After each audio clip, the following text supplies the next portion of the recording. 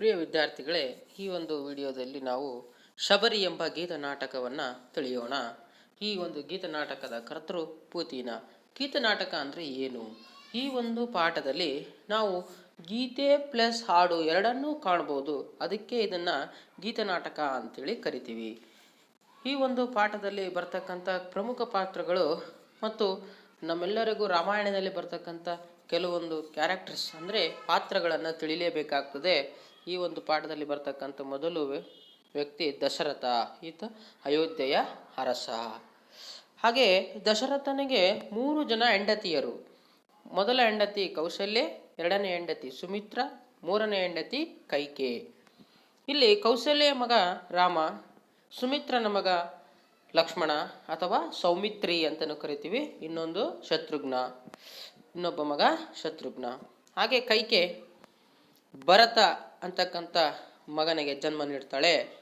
ಹಾಗೆ ದಾಸಿ, ಈ ಒಂದು ಕೈಕೆಯ ದಾಸಿ ಯಾರು ಅಂದರೆ ಅದು ಮಂಥರೆ ಅಂತ ನಾವು ಗುರುತಿಸ್ಬೋದು. ಇದು ದಶರಥನ ಒಂದು ಕುಟುಂಬ. ಹಾಗೆ ಈ ಒಂದು ಶಬರಿ ಅಂತಕ್ಕಂಥ ಒಂದು ಪಾಠವನ್ನು ತಿಳಿಯೋಕ್ಕಿಂತ ಪೂರ್ವದಲ್ಲಿ ಒಂದು ಚಿಕ್ಕ ಪೂರ್ವಕತೆ ಇದೆ. ಈ ಪೂರ್ವಕತೆಯನ್ನು ತಿಳಿದಾಗ ಮಾತ್ರ ಈ ಶಬರಿ ಪಾಠ ನಮಗೆ ಅರ್ಥವಾಗುತ್ತೆ. ಏನಪ್ಪ ಅಂದರೆ, ದಶರಥನಿಗೆ ಅಯೋಧ್ಯೆಯ ಅರಸನನ್ನಾಗಿ ರಾಮನನ್ನಾಗಿ ಮಾಡಬೇಕು ಅಂತಕ್ಕಂಥ ಒಂದು ಯೋಚನೆ. ಆದರೆ ಕೈಕೆಯ ದಾಸಿ ಮಂಥರೆ ಮಾತ್ರ ತನ್ನ ಮಗನನ್ನು ಅಂದರೆ ತನ್ನ ಮಗನಾಗಿರ್ತಕ್ಕಂಥ ಭರತನನ್ನು ರಾಜನನ್ನಾಗಿ ಮಾಡಬೇಕು ಅಂತಕ್ಕಂಥ ಒಂದು ಮಹದಾಸೆಯನ್ನು ವ್ಯಕ್ತಪಡಿಸ್ತಾಳೆ. ಯಾರಿಗೆ? ದಶರಥನಿಗೆ. ಹೀಗಾಗಿ ದಶರಥ ಏನು ಮಾಡಿಬಿಡ್ತಾನೆ, ಭಾಳ ಖಿನ್ನತೆಗೆ ಒಳಗಾಗ್ತಾನೆ. ಅಂದರೆ ಮನಸ್ಸಿಗೆ ನೊಂದುಕೊಂಡ್ಬಿಡ್ತಾನೆ. ತಂದೆ ಮನಸ್ಸಿಗೆ ನೊಂದುಕೊಂಡಿದ್ದಾನ ಅಂತಕ್ಕಂಥ ವಿಚಾರದಿಂದ ಶ್ರೀರಾಮಚಂದ್ರ ಏನು ಮಾಡಿಬಿಡ್ತಾನೆ, ಸೀತಾ ಸಮೇತವಾಗಿ ಕಾಡಿಗೆ ಹೋಗ್ತಾನೆ.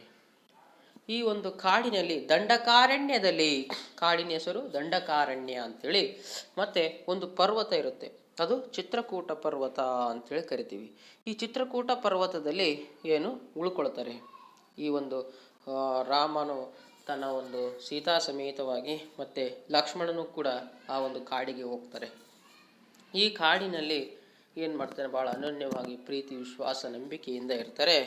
ಒಮ್ಮೆ ಇಂಥ ಒಂದು ಸಂದರ್ಭದಲ್ಲಿ ರಾವಣನ ತಂಗಿ ಶೂರ್ಪಣಖಿ ರಾಮನನ್ನು ಇಷ್ಟಪಡ್ತಾಳೆ, ರಾಮನನ್ನು ಮೋಹಿಸ್ತಾಳೆ.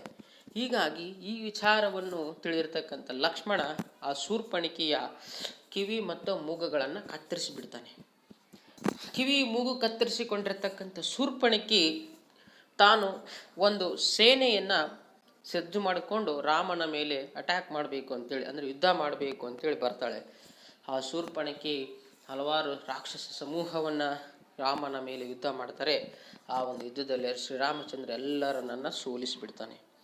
ಹೀಗಾಗಿ ಅವಮಾನನಾಗಿರ್ತಕ್ಕಂಥ ಶೂರ್ಪಣಖಿ ತನ್ನ ಅಣ್ಣನಾದ ರಾವಣನ ಹತ್ತಿರ ಹೋಗ್ತಾಳೆ. ರಾವಣನ ಹತ್ತಿರ ಹೋದಾಗ ರಾವಣನು ಈಗೀಗ ರಾಮನನ್ನು ಸೋಲಿಸಿದಾನೆ, ನಾನು ರಾಮನನ್ನು ಇಷ್ಟಪಡ್ತಾ ಇದ್ದೀನಿ ಅಂತ ಹೇಳ್ತಾಳೆ ವಿಚಾರವನ್ನು. ಹೀಗಾಗಿ ರಾವಣ ಕೋಪಗೊಂಡು ತಾನು ಏನು ಮಾಡ್ತಾನೆ, ಮಾರೀಚ ಎಂಬ ರಾಕ್ಷಸನನ್ನು ಜಿಂಕೆ ಮರಿಯನ್ನಾಗಿ ಸೀತಾ ಹತ್ತಿರ ಸುಳಿದಾಡುವ ಹಾಗೆ ಮಾಡ್ತಾನೆ. ಹೀಗಾಗಿ ಸೀತೆ ಏನು ಮಾಡ್ತಾಳೆ, ಆ ಒಂದು ಜಿಂಕೆಯನ್ನು ಇಷ್ಟಪಟ್ಟು ರಾಮನಿಗೆ ಹೇಳ್ತಾಳಂತೆ, ಆ ಜಿಂಕೆಯನ್ನು ತಗೊಂಡು ಬಾ, ನನಗೆ ಬೇಕಾಗಿದೆ. ಭಾಳ ಮುದ್ದಾಗಿರ್ತಕ್ಕಂಥದ್ದು ಅದು. ಮಾರೀಚ ಅಂತಕ್ಕಂಥ ಒಬ್ಬ ರಾಕ್ಷಸ. ಹೀಗಾಗಿ ಜಿಂಕೆಯನ್ನು ಏನು ಮಾಡ್ತಾನೆ, ಬೇಟೆ ಆಡಲಿಕ್ಕೆ ರಾಮ ಹೋಗ್ತಾನೆ. ಈ ಕಡೆ ಸೀತೆಯನ್ನು ಕಾವಲಿಗಾಗಿ ಲಕ್ಷ್ಮಣ ಇರ್ತಾನೆ. ರಾಮ ಹೇಳ್ತಾನೆ ಅಂತೆ, ಯಾವುದೇ ಕಾರಣಕ್ಕೂ ನೀನು ಈ ಮನೆ ಬಿಟ್ಟು ಬರಬೇಡ ಅಂತೇಳಿ. ಹೀಗಾಗಿ ಈ ಕಡೆ ರಾಮನು ಏನು ಮಾಡ್ತಾನೆ, ಜಿಂಕೆಯನ್ನು ಓಡಿಸ್ಕೊಂಡು ಹೋಗ್ತಾನೆ. ಈ ಕಡೆ ಸೀತಾ ಮತ್ತು ಲಕ್ಷ್ಮಣ ಒಬ್ಬಳೇ ಇರ್ತಾರೆ.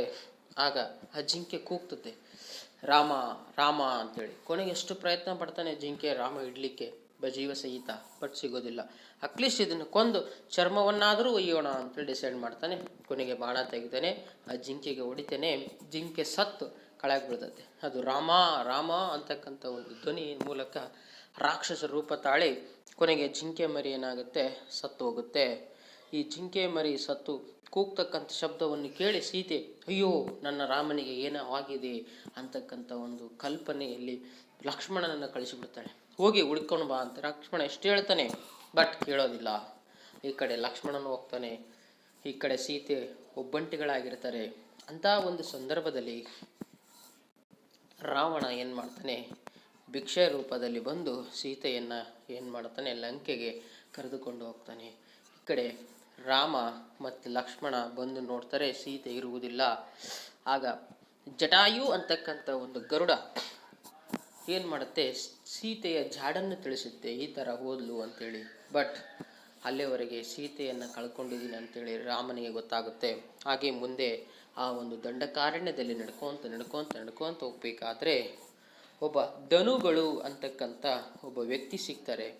ಆ ಧನು ಹೇಳ್ತಾನೆ, ನೀವು ಹಿಂಗೆ ಮುಂದೆ ಹೋಗ್ರಿ, ನಿನ್ನ ಸೀತಾಮಾತೆಯ ಜಾಡು ದೊರೀತಿದೆ, ಸೀತಾಮಾತೆಯ ಜಾಡು ನಿಮಗೆ ಅಂದರೆ ಸುಳಿವು ಸಿಗುತ್ತೆ ಅಂತ ಹೇಳ್ತಾನೆ.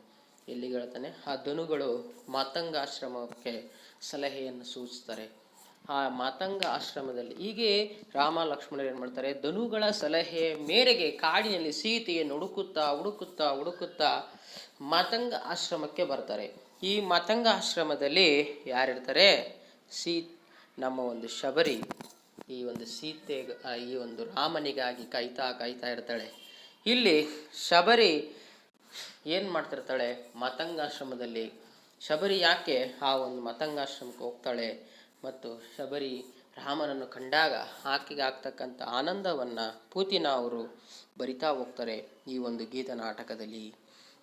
ಇದಿಷ್ಟು ಒಂದು ಪೂರ್ವಕತೆ. ಅಂದರೆ ಶ್ರೀರಾಮಚಂದ್ರ ತನ್ನ ಸೀತೆಯನ್ನು ಹುಡುಕೊಂತ ಶಬರಿ ಇರ್ತಕ್ಕಂಥ ಸ್ಥಳಕ್ಕೆ ಬಂದಾಗ ಆ ಶಬರಿಗೆ ಆಗುವ ಆನಂದ, ಸಂತೋಷ, ಸಡಗರ ಎಲ್ಲವನ್ನ ಪೂತಿನ ಅವರು ಈ ಗೀತ ನಾಟಕದಲ್ಲಿ ಬರೀತಾರೆ.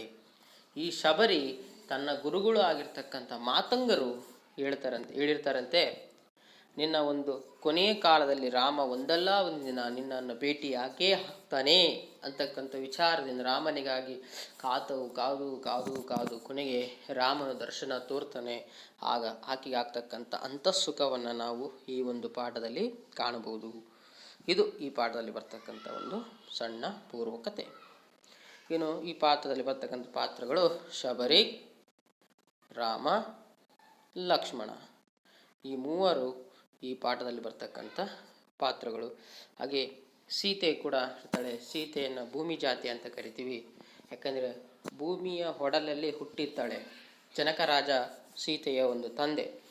ಈ ಜನಕ ಮಹಾರಾಜರು ಒಮ್ಮೆ ಭೂಮಿಯನ್ನು ಹಾಗೆ ತಿರುತ್ತಕ್ಕಂಥ ಸಂದರ್ಭದಲ್ಲಿ ಭೂಗರ್ಭದಿಂದ ಉದುರಿಸಿರ್ತಾಳೆ. ಅದಕ್ಕೆ ಈಕೆನ ಭೂಮಿ ಜಾತಿ ಅಂತ ಹೇಳಿ ಕರಿತೀವಿ. ಮತ್ತು ಇದರಲ್ಲಿ ಬರ್ತಕ್ಕಂಥ ಪ್ರಮುಖ ದೃಶ್ಯಗಳು ಸೀನ್ 1, 2, 3 ದೃಶ್ಯಗಳನ್ನು ನಾವು ಈ ಪಾಠದಲ್ಲಿ ಕಾಣ್ಬೋದು. ಇಲ್ಲಿ ಬರ್ತಕ್ಕಂಥ ಪ್ರಮುಖವಾಗಿರ್ತಕ್ಕಂಥ ಪಾತ್ರಗಳು ನೋಡಿ.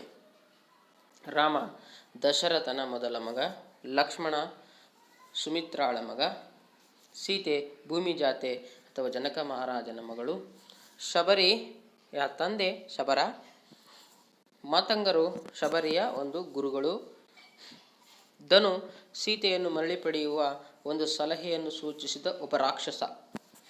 ಸೀತೆಯನ್ನು ಹೀಗೆ ಹೋಗ್ತಾ ಇದ್ರೆ ದಾರಿಯಲ್ಲಿ ಸೀತೆಯ ಜಾಡು ದೊರೆಯುತ್ತದೆ ಅಂತಕ್ಕಂಥ ವಿಚಾರವನ್ನು ತಿಳಿಸಿರ್ತಕ್ಕಂಥ ವ್ಯಕ್ತಿ ಈ ಒಂದು ಧನು ಒಬ್ಬ ರಾಕ್ಷಸ.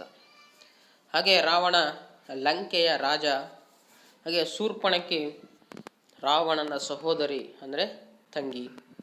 ಈ ಪಾಠವನ್ನು ಬರೆದಿರ್ತಕ್ಕಂಥ ಕವಿ ಪೂತಿನ ಅಂದರೆ ಪುರೋಹಿತ ತಿರುನಾರಾಯಣ ಅಯ್ಯಂಗರ್ ನರಸಿಂಹಾಚಾರ್. ಇವರ ಜನನ ಮಂಡ್ಯ ಜಿಲ್ಲೆ ಮೇಲುಕೋಟೆಯಲ್ಲಿ 1905 ಇವರೊಬ್ಬ ನವೋದಯದ ಪ್ರಸಿದ್ಧ ಕವಿ. ಇವರು ಬರೆದಿರ್ತಕ್ಕಂಥ ಪ್ರಮುಖ ಕೃತಿಗಳು ಹಂಸ ದಮಯಂತಿ ಮತ್ತು ಇತರ ರೂಪಗಳು. ಇದಿಷ್ಟು ಕೂಡ ಒಂದೇ ಕೃತಿ. ಇದು ಭಾಳ ಇಂಪಾರ್ಟೆಂಟ್. ಒಂದೇ ಬರೆದಿದ್ದೀನಿ ನಾನು ಈ ಒಂದು ವಿಡಿಯೋದಲ್ಲಿ. ಇನ್ನೂ ಉಳಿದಾವೆ, ಇವು ಪುಸ್ತಕವನ್ನು ನೋಡ್ಬೋದು. ಈ ಕೃತಿಗೆ ಇವರಿಗೆ ಕೇಂದ್ರ ಸಾಹಿತ್ಯ ಅಕಾಡೆಮಿ ಪ್ರಶಸ್ತಿ ದೊರೆತಿದೆ. ಹಾಗೆ ಶ್ರೀಹರಿಚರಿತ್ರೆ, ಇದಕ್ಕೆ ಪಂಪಾ ಪ್ರಶಸ್ತಿ ದೊರೆತಿದೆ. ಹಂಸ ದಮಯಂತಿ ಮತ್ತು ಇತರ ರೂಪಕಗಳು ಇದು ಒಂದೇ ಕೃತಿ. ಇದಕ್ಕೆ ಕೇಂದ್ರ ಸಾಹಿತ್ಯ ಅಕಾಡೆಮಿ ಪ್ರಶಸ್ತಿ, ಶ್ರೀಹರಿಚರಿತ್ರೆಗೆ ಪಂಪಾ ಪ್ರಶಸ್ತಿ ದೊರೆತಿದೆ. ಹಾಗಾದರೆ ಈ ಒಂದು ಪಾಠದಲ್ಲಿ ಪೂತಿನ ಅವರು ಶಬರಿ ಗೀತ ನಾಟಕದಲ್ಲಿ ಸೀನ್ 1 ಏನಾಗುತ್ತೆ ನೋಡೋಣ. ಶಬರಿ ಪೂತಿನ ಅವರು ಬರೀತಕ್ಕಂಥದ್ದು. ಇದು ಒಂದು ನಾಟಕ ಸಂಭಾಷಣೆ, ಬಹಳ ಅಭಿಜ್ಞವಾಗಿರ್ತಕ್ಕಂಥದ್ದು. ಆಲ್ರೆಡಿ ಹೇಳಿದೆ. ಸೀತೆಯನ್ನು ಹುಡುಕೊಳ್ತಾ ಧನುಗಳ ಸಲಹೆಯ ಮೇರೆಗೆ ಹಿಂಗೆ ಹೋದರೆ ನಿಮಗೆ ಸೀತೆಯ ಜಾಡು ತಿಳಿಯುತ್ತೆ ಅಂತಕ್ಕಂಥ ವಿಚಾರವನ್ನು ಶ್ರೀರಾಮಚಂದ್ರ ಏನು ಮಾಡಿರ್ತಾನೆ, ತಿಳ್ಕೊಂಡಿರ್ತಾನೆ. ಹೀಗೆ ಮುಂದಕ್ಕೆ ಹೋದ ಹಾಗೆಲ್ಲ ಅವರಿಗೆ ಏನು ಬರ್ತದೆ ನೋಡಿ. ಫಸ್ಟ್, ಮತಂಗಾಶ್ರಮದಲ್ಲಿ ಪರ್ಣಶಾಲೆಯ ಮುಂದಿನ ವನದಲ್ಲಿ ಶಬರಿ ಅಂಬುಲುಗೊಂಡಿದ್ದಾಳೆ. ಶ್ರಮಣಿಯಂತೆ ರೂಪ, ವೃದ್ಧೆ, ಚಿರ, ಕೃಷ್ಣ ಜಿನಾಂಬರೆ, ನೋಡುವುದಕ್ಕೆ ಬುದ್ಧಿಹೀನಳಂತೆ ಕಾಣುತ್ತಾಳೆ. ಹೀಗೆ ಶ್ರೀರಾಮಚಂದ್ರನು ಏನು ಮಾಡಿಬಿಟ್ಟಿದ್ದಾನೆ, ಈ ಒಂದು ಮತಂಗಾಶ್ರಮಕ್ಕೆ ಸಮೀಪದಲ್ಲಿ ಹೋಗ್ತಾ ಇದ್ದಾನೆ. ಈ ಒಂದು ಮತಂಗ ಆಶ್ರಮದಲ್ಲಿ ಪರ್ಣಶಾಲೆಯ ಮುಂದೆ, ಪರ್ಣಶಾಲೆ ಅಂದರೆ ಎಲೆಗಳಿಂದ ಮಾಡಿರ್ತಕ್ಕಂಥ ಒಂದು ಕುಟೀರ ಅಂದರೆ ಒಂದು ಚಿಕ್ಕವಾಗಿರ್ತಕ್ಕಂಥ ಒಂದು ಮನೆ. ಈ ಒಂದು ಮನೆಯಲ್ಲಿ ಶಬರಿ ಹಂಬಲುಗೊಂಡಿದ್ದಾಳೆ ಅಂದರೆ ಆಕೆ ಕಾಯ್ತಾ ಇದ್ದಾಳೆ. ಯಾರಿಗೋಸ್ಕರ ಕಾಯ್ತಾ ಇದ್ದಾಳೆ? ಹಂಬಲಿಸ್ತಾ ಇದ್ದಾಳೆ. ಶ್ರೀರಾಮನು ಬರ್ತಾನೆ ಅಂತೇಳಿ ಈ ಮಾತಂಗರು ಹೇಳಿರ್ತಾರೆ. ಇದಕ್ಕಾಗಿ ಶ್ರೀರಾಮನಿಗೋಸ್ಕರ ಕಾಯ್ತಾ ಕೂತ್ಕೊಂಡಿರ್ತಾಳೆ. ಶ್ರಮಣಿಯಂತೆ ರೂಪ, ಶ್ರಮಣಿ ಅಂದರೆ ತಪಸ್ವಿನಿ ಅಂತ ನಾವು ಕರಿತೀವಿ. ತಪಸ್ವಿಯಂತೆ ಕಾಣ್ತಾ ಇದ್ದಾಳೆ. ವೃದ್ಧೆ, ಚೀರೆ ಕೃಷ್ಣ ಜಿನಾಂಬರೆ, ಆಕೆ ಒಂದು ಸೀರೆ ಏನಾಗಿದೆ, ಬರಕಲು ಎಲ್ಲವುದು ಕೂಡ ಹರಿದೋಗ್ಬಿಟ್ಟಿದೆ. ಕೃಷ್ಣ ಜಿನಾಂಬರೆ ಅಂದರೆ ಹರಿದು ಹೋಗಿರ್ತಕ್ಕಂಥ ಒಂದು ಸೀರೆಯನ್ನು ಉಟ್ಕೊಂಡು ಬುದ್ಧಿಹೀನಳಂತೆ ಕಾಣ್ತಾ ಇದ್ದಾಳೆ. ಬುದ್ಧಿಹೀನಳಂದ್ರೆ ಹುಚ್ಚಿ ತರ ಕಾಣ್ತಾ ಇದ್ದಾಳೆ. ಎಲ್ಲಿ? ಈ ಒಂದು ಮತಂಗ ಆಶ್ರಮದಲ್ಲಿ ಶ್ರೀರಾಮನಿಗೋಸ್ಕರ ಯಾರಿಗೋಸ್ಕರ ಹಂಬಲಿಸ್ತಾ ಇದ್ದಾಳೋ, ಏನು ಮಾಡ್ತಿದ್ದಾಳೋ ಒಟ್ಟು ಗೊತ್ತಿಲ್ಲ. ಬಟ್ ಶ್ರೀರಾಮನಿಗೋಸ್ಕರನೇ ಆಕೆ ಕಾಯ್ತಾ ಕುತ್ಕೊಂಡಿದ್ದಾಳೆ. ಆಕೆ ರೂಪ ನೋಡಿದರೆ ಭಾಳ ವಯಸ್ಸಾಗ್ಬಿಟ್ಟಿದೆ. ಅರಕಲು ಸೀರೆ ಉಟ್ಕೊಂಡು ಆಕೆ ಮುದುಕಿ ಥರ ನಿಂತ್ಕೊಂಡು ಕಾಯ್ತಾ ಇದ್ದಾಳೆ. ಹಾಗೇನಾಗ್ತದೆ ನೋಡಿ. ಶಬರಿ ಹೇಳ್ತಾಳೆ, ನಿಂತಲ್ಲಿಯೇ ನಾ ನಿಂತಿರುವೆ ರಾಮ ನೀನೆಂದೈತರುವೆ, ನೀನಿಹುದಲ್ಲಿಯೋ ನಾನರಿಯೆ ನಿನ್ನೆಡೆಗೈದುವೆ ಬಳಿಯರಿಯೇ, ನೀ ಬಗೆಯನ್ನು ನೆಚ್ಚಿನೋಳ್ ನಾನಿಯೇ ಬಯಕೆಯ ಹುಚ್ಚಿನೋಳ್, ನಿಂತಲ್ಲಿಯೇ ನಾ ನಿಂತಿರುವೆ.